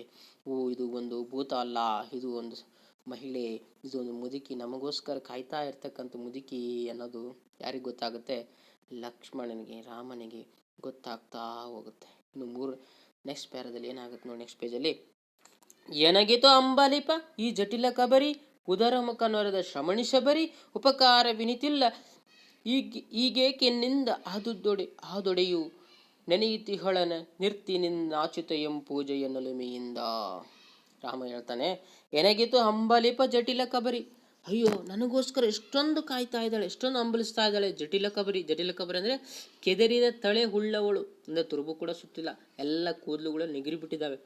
ಜಟಿಲ ಕಬರಿ ಎನಗಿತ್ತು ಅಂಬಲಿಪ ಜಟಿಲ ಕಬರಿ, ಈ ಕೆದಿರದ ತಲೆ ಮುದುಕಿ ನನಗೋಸ್ಕರ ಎಷ್ಟು ಕಾಯ್ತಾ ಇದ್ದಾಳಲ್ಲ. ಉದರ ಮುಖ ನೊರದ ಶ್ರಮಣಿ ಶಬರಿ, ಉದರ ಮುಖ ಅಂದರೆ ನಾಯಿ ಅಂತ ಇರ್ತಕ್ಕಂಥದ್ದು, ಅಂದರೆ ದೇಹವೆಲ್ಲ ಬಡಕಾಗಿರ್ತಕ್ಕಂಥದ್ದು, ಇಡೀ ದೇಹವೆಲ್ಲ ಎಲುಬುಗಳು ತೇಲ್ಬಿಟ್ಟಿದ್ದಾವೆ, ಅದಕ್ಕೆ ಉದರ ಮುಖ ನೊರದ ಶ್ರಮಣಿ ಶಬರಿ. ಉಪಕಾರ ವಿನಿತಿಲ್ಲ, ಈಕೆ ನಮ್ಮಿಂದ ಯಾವ ಉಪಕಾರ ಕೂಡ ಏನಿಲ್ಲ, ಈಕೆಗೆ ನಮ್ಮಿಂದ ಏನು ಉಪಕಾರ ಇರವಿಲ್ಲವೇ ಇಲ್ಲ. ಆದುಡೆಯೂ ನೆನೆಯುತ್ತಿ ಹೇಳೆ, ಆದರೂ ಕೂಡ ನಮ್ಮನ್ನು ನೆನೆಸ್ತಾ ಇದ್ದಾಳಲ್ಲ, ನೆನೆಯುತ್ತಿ ಹೇಳೆ ನಿಂತರ್ದಿನಿಂದ, ಈಕೆ ನಿಂತ್ಕೊಂಡೇ ನಮ್ಮನ್ನೆಲ್ಲ ಏನು ಮಾಡ್ತಿದ್ದಾಳೆ, ಸ್ಮರಿಸ್ತಾ ಇದ್ದಾಳಲ್ಲ. ನಾಚುತ್ತೇಂ ಪೂಜೆಯ ನಲುಮೆಯಿಂದ, ನಮಗೆ ನಾಚಿಕೆ ಆಗ್ತಾ ಇದೆ ಆ ಒಂದು ಮುದುಕಿ ವಯಸ್ಸಿಗೂ ಆ ಪೂಜೆ ಪುನಸ್ಕಾರಗಳು ನೋಡ್ತಾ ಇದ್ರೆ ಅಂತೇಳಿ ರಾಮ ಲಕ್ಷ್ಮಣನಿಗೆ ಹೇಳ್ತಾನೆ. ಅಂದರೆ ಈ ಒಂದು ಪ್ಯಾರದಲ್ಲಿ ಏನಾಗುತ್ತೆ, ಈಕೆ ಎಷ್ಟೊಂದು ವಯಸ್ಸಾಗಿದೆ ಅಲ್ಲ, ಕೆದರಿ ತಲೆ ಇರ್ತಕ್ಕಂಥವಳು, ಬಡಕಲಾಗಿರ್ತಕ್ಕಂಥ ದೇಹವುಳ್ಳವಳು, ನಮ್ಮಿಂದ ಏನು ಉಪಕಾರವಿಲ್ಲ, ಆದರೂ ಕೂಡ ಈಕೆ ಎಷ್ಟು ನನಿತಾ ಇದ್ದಾಳ, ನಿಂತರ್ದಿನಿಂದ ಅಂದರೆ ನನ್ನಲ್ಲೇ ನಿಂತ್ಕೊಂಡೇ ಆಕೆ ಕಾಯ್ತಾ ಇದ್ದಾಳೆ, ಆಕೆ ಪೂಜೆ ನೋಡ್ತಿದ್ದಾರೆ, ನಮಗೆ ನಾಚಿ ಆಗುತ್ತೆ ಅಂತೇಳಿ ರಾಮ ಲಕ್ಷ್ಮಣನಿಗೆ ಹೇಳ್ತಾನೆ. ಲಕ್ಷ್ಮಣ ಹೇಳ್ತಾನೆ, ನಿನ್ನ ನೋಡದೆ ಇಂತು ಮರುಳಾದ ಈ ಸಿದ್ಧೆ, ಇನ್ನು ನೋಡಿದ ಬಳಿಕ ಏನಪ್ಪಳೋ ವೃದ್ಧೆ. ಅಯ್ಯೋ ಅಣ್ಣ, ಇನ್ನು ನೀನೇ ಬಂದಿದ್ದೀಯಾ ಅಂತ ಏನಾದರೂ ಗೊತ್ತಾದರೆ ಈ ಮುದುಕಿ ಎಷ್ಟು ಆನಂದ ಪಡ್ಬೋದು. ನಿನ್ನ ನೋಡದೆ ಇಂತು ಮರುಳಾದ, ಇನ್ನು ನಿನ್ನ ನೋಡ್ಲಾರ್ದನೇ ಈಕಿ ಹುಚ್ಚಿ ಥರ ಆಡಾಡ್ತಾ ಇದ್ದಾಳೆ. ಇನ್ನು ನೋಡಿದ ಬಳಿಕ ನಿನ್ನ ನೋಡಿಬಿಟ್ಲ ಅಂದರೆ ಏನಾಗ್ತಾಳೋ ಈ ಒಂದು ಮುದುಕಿ ಅಂತ ಕೇಳ್ತಾನೆ. ಆಗ ರಾಮ ಹೇಳ್ತಾನೆ, ರೂಪಕ್ಕೂ ನಾಮ ಮೀಲಾದದ್ದು ಸುರಭಿಯದು, ಎನ್ನ ಕಾಣುತ್ತಳುವಳ ಬೆರಗು ತಿಳಿಯುವುದು. ನೋಡಪ್ಪ ರಾಮ, ರೂಪಕ್ಕೂ ನಾನು ಕಾಣುವುದಕ್ಕೂ ಮತ್ತು ನಾಮ ಸ್ಮರಣೆ ಮಾಡುವುದಕ್ಕೂ ಕೂಡ ಸುರಭಿಯದು. ನಾನು ಕಂಡ್ಲಾರ್ದನೇ ನನ್ನನ್ನ ಬಗ್ಗೆ ಹೊಗಳ್ತಾ ಇದ್ದಾಳಲ್ಲ, ಈಕೆ ಭಾಳ ಶ್ರೇಷ್ಠವಾಗಿರ್ತಕ್ಕಂಥವಳು ಅಂತ ಹೇಳ್ತಾನೆ. ಸುರಭಿಯದು, ಸುರಭಿ ಅಂದರೆ ಭಾಳ ಮಧುಕರವಾಗಿರ್ತಕ್ಕಂಥ ಸುಂದರವಾಗಿರ್ತಕ್ಕಂಥದ್ದು. ನನ್ನ ನಾಮಸ್ಮರಣೆ ಮಾಡ್ತಾ ಇದ್ದಾಳಲ್ಲ, ಈಕೆ ಭಾಳ ಸುಂದರವಾಗಿರ್ತಕ್ಕಂಥವಳು. ಇನ್ನು ನಾನೇ ಗೊತ್ತಾದರೆ ಏನಂತಳೋ ಏನೋ ಗೊತ್ತಿಲ್ಲ. ಇನ್ನು ಕಾಣುತ್ತಳುವಳು ಬೆರಗು ತಿಳಿಯುವುದು, ಇನ್ನು ನನ್ನ ಕಂಡ್ರೆ ಆಕೆ ಆಶ್ಚರ್ಯ ಎಲ್ಲವೂ ತಿಳಿಯುತ್ತದೆ, ನಡಿ ಹೋಗೋಣ ಅಂತ ಹೇಳ್ತಾನೆ. ಹಾಗೆ ಮುಂದೆ ಏನಾಗುತ್ತೆ ನೋಡಿ. ಲಕ್ಷ್ಮಣ ಹೇಳ್ತಾನೆ, ನಿತ್ಯ ನೋಡುತ್ತಲಿಹೇನು ಬೆರಗು ತಣಿಯದಿರೆ ಪರೀಕ್ಷಿಸು ಬಾ, ಇದನ್ನು ಶ್ರಮಣೀಯ ಆಶ್ರಮವಿದೆ. ಆದರೂ ಕೂಡ ನೀವು ಪ್ರತಿನಿತ್ಯಲೂ ನಿನ್ನನ್ನು ನೋಡ್ತಾ ಇದ್ದಾಳೆ, ನಿನ್ನನ್ನು ಪೂಜೆ ಪುನಸ್ಕಾರ ಮಾಡ್ತಾ ಇದ್ದಾಳೆ, ಬೆರಗು ತಣಿಯದಿದೆ. ಈಗ ನಮಗೆ ಗೊತ್ತಾಗ್ತಾ ಇದೆ ಈ ಒಂದು ಶಬರಿ ಎಷ್ಟೊಂದು ಪರೀಕ್ಷೆ ಮಾಡ್ತಾ ಇದ್ದಾಳೆ. ಈಕೆ ಪೂಜೆ ಪುನಸ್ಕಾರಗಳನ್ನು ಮಾಡೋದು ರಾಮ ಲಕ್ಷ್ಮಣರಿಗೋಸ್ಕರ ಅನ್ನೋದನ್ನು ನಾವಿಬ್ಬರೂ ಕೂಡ ತಿಳಿಯೋಣ ಬಾ. ಪರೀಕ್ಷಿಸುವ ಇದನ್ನು ಶ್ರಮಣೀಯ ಆಶ್ರಮ, ನಾವಿಬ್ಬರು ಪರೀಕ್ಷೆ ಮಾಡೋಣ. ಆ ಮುದುಕಿ ನಿನ್ನ ಎಷ್ಟೊಂದು ಪ್ರೀತಿಯನ್ನು, ಎಷ್ಟೊಂದು ಪೂಜೆ ಪುನಸ್ಕಾರಗಳು ಮಾಡ್ತಾಳ ಅನ್ನೋದನ್ನ ಪರೀಕ್ಷೆ ಮಾಡೋಣ ನಡಿ ಅಂತೇಳಿ, ಒಳಗಡೆ ಹೋಗೋಣ ನಡಿ ಅಂತೇಳಿ ಲಕ್ಷ್ಮಣ ಹೇಳ್ತಾನೆ. ಆಗ ರಾಮ ಹೇಳ್ತಾನೆ, ನಡೆ ಮುಂದೆ ಲಕ್ಷ್ಮಣ, ನಡಿ ಹೋಗೋಣ, ನಡಿ ಒಳಗೋಗಿ ಯಾರು ಮುದುಕಿ ಇದಕ್ಕೋಸ್ಕರ ಕಾಯ್ತದೆ ಎಲ್ಲವನ್ನು ಕೇಳೋಣ ಅಂತ ಹೇಳ್ತಾನೆ. ಆಗ ಲಕ್ಷ್ಮಣ ಹೇಳ್ತಾನೆ, ಇಂದು ನೀನೇ ಮುಂದೆ ನಾನಿರುವೆ ಹಿಂದೆ, ಮೊದಲ ದಿಟ್ಟಿಗೆ ನೀನು ಬಳಿಕ ನಾನು ಹೊರಡುವರು. ನೋಡೋಣ, ಇದುವರೆಗೆ ನಾನೇ ಮುಂದೆ ಹೋಗ್ತಾ ಇದ್ದೆ, ಬಟ್ ಇವತ್ತು ಮಾತ್ರ ನೀನೇ ಮುಂದೆ ಹೋಗ್ಬೇಕು. ಯಾಕಂದರೆ ನಿನಗೋಸ್ಕರ ಒಂದು ಜೀವ ಕಾಯ್ತಾ ಇದೆ ಒಳಗಡೆ, ಆ ಜೀವ ನಿನ್ನಗೋಸ್ಕರ ಹಂಬಲಿಸ್ತಾ ಇದೆ. ಇವತ್ತು ಫಸ್ಟ್ ನೀನೇ ಆಶ್ರಮದ ಒಳಗಡೆ ಹೋಗೋಣ, ನಾನು ನಿನ್ನ ಹಿಂದೆ ಬರ್ತೀನಿ. ಫಸ್ಟ್ ದಿಟ್ಟಿಗೆ, ಮೊದಲ ದಿಟ್ಟಿಗೆ ನೀನು, ಮೊದಲ ದೃಷ್ಟಿ ನೀನು, ಆ ಮುದುಕಿ ನಿನ್ನದಾಗಲಿ, ನನ್ನ ಬಳಿಕ ನಾನು ಬರ್ತೀನಿ ನಿಮ್ಮ ಜೊತೆಗೆ ಅಂತ ಹೇಳ್ತಾನೆ. ಹೀಗೆ ಇಬ್ಬರು ರಾಮ ಲಕ್ಷ್ಮಣರು ಏನು ಮಾಡ್ತಾರೆ, ಆ ಒಂದು ಆಶ್ರಮದ ಒಳಗಡೆ ಹೋಗೋಕ್ಕೆ ತಯಾರಾಗ್ತಾರೆ. ರಾಮ ಲಕ್ಷ್ಮಣರು ಆ ಒಂದು ಮತಂಗಾಶ್ರಮದ ಒಳಗಡೆ ಹೋದಾಗ ಏನಾಗುತ್ತೆ, ಆ ಒಂದು ಶಬರಿಗೆ ಎಷ್ಟು ಆನಂದ ಆಗುತ್ತೆ, ರಾಮ ಲಕ್ಷ್ಮಣರ ಜೊತೆ ಶಬರಿ ಯಾವ ಥರ ಮಾತನಾಡ್ತಾಳೆ ಅನ್ನೋದನ್ನು ನಾವು ಮುಂದಿನ ಒಂದು ವಿಡಿಯೋದಲ್ಲಿ ನೋಡೋಣ. ಇಲ್ಲಿವರೆಗೆ ನಾವು ಈ ಒಂದು ದೃಶ್ಯ ಒಂದು ಇದಕ್ಕೆ ಸಂಬಂಧಪಟ್ಟ ಹಾಗೆ ಕೆಲವು ಕ್ವಶನ್ಸ್ ಹೇಳ್ತೀನಿ. ಆ ಕ್ವಶನ್ಸ್ಗಳನ್ನು ಬರ್ಕೊಂಡು ಅಭ್ಯಾಸ ಮಾಡಿ. ಯಾಕಂದರೆ ನಾನು ಈ ಪೂರ್ತಿ ಪಾಠ ಮುಗಿದ ತಕ್ಷಣವೇ ನಿಮಗೆ ನೋಟ್ಸ್ ಕೊಡ್ತೀನಿ. ಅಲ್ಲಿವರೆಗೆ ಯಾವುದೇ ಥರ ನೋಟ್ಸ್ ಇರುವುದಿಲ್ಲ. ಅದಕ್ಕೆ ನಿಮ್ಮ ಒಂದು ಅಭ್ಯಾಸಕ್ಕಾಗಿ ಕೆಲವು ಕ್ವಶನ್ಸ್ ಹೇಳ್ತೀನಿ. ಫಸ್ಟ್ ಒನ್, ಶ್ರೀರಾಮನ ತಂದೆಯ ಹೆಸರೇನು? ಶ್ರೀರಾಮನ ತಂದೆಯ ಹೆಸರೇನು? ನೆಕ್ಸ್ಟ್ ಒನ್, ಶಬರಿಗೀತ ನಾಟಕದ ಕರ್ತೃ ಯಾರು? ಶಬರಿಗೀತ ನಾಟಕದ ಕರ್ತೃ ಯಾರು? ನೆಕ್ಸ್ಟ್, ಮತಂಗಾಶ್ರಮದಲ್ಲಿ ವಾಸವಿದ್ದ ತಪಸ್ವಿನಿ ಯಾರು? ಥರ್ಡ್ ಕ್ವಶನ್, ಮತಂಗಾಶ್ರಮದಲ್ಲಿ ವಾಸವಿದ್ದ ತಪಸ್ವಿನಿ ಯಾರು? ಫೋರ್ತ್ ಕ್ವಶನ್, ರಾಮನು ಗಿರಿವನವನ್ನು ಏನೆಂದು ಪ್ರಾರ್ಥಿಸಿದನು? ರಾಮನು ಗಿರಿವನವನ್ನು ಏನೆಂದು ಪ್ರಾರ್ಥಿಸಿದನು? ಭೂಮಿ ಜಾತೆ ಯಾರು? ನೆಕ್ಸ್ಟ್ ಕ್ವಶನ್, ಭೂಮಿ ಜಾತೆ ಯಾರು? ನೆಕ್ಸ್ಟ್ ಕ್ವಶನ್, ಭೂಮಿ ಜಾತೆ ಯಾರು? ಶಬರನ ಮಗಳು ಯಾರು? ಶಬರನ ಮಗಳು ಯಾರು? ಇಷ್ಟು ಕ್ವಶನ್ಸ್ಗಳಿಗೆ ನೀವು ಉತ್ತರಿಸೋದಕ್ಕೆ ಪ್ರಯತ್ನಿಸಿ. ಇನ್ನು ದೃಶ್ಯ 1 ಈಗ ಮುಗಿದಿದೆ. ದೃಶ್ಯ 2ರಲ್ಲಿ ಈ ರಾಮ ಮತ್ತು ಲಕ್ಷ್ಮಣರು ಆಶ್ರಮದ ಒಳಗಡೆ ಹೋದಾಗ ಶಬರಿ ಯಾವ ಥರ ಇವರನ್ನು ಸತ್ಕಾರ ಮಾಡ್ತಾಳೆ, ಶಬರಿಗೆ ಎಷ್ಟು ಆನಂದ ಆಗುತ್ತೆ ಅನ್ನೋದನ್ನು ಮುಂದಿನ ವಿಡಿಯೋದಲ್ಲಿ ನೋಡೋಣ.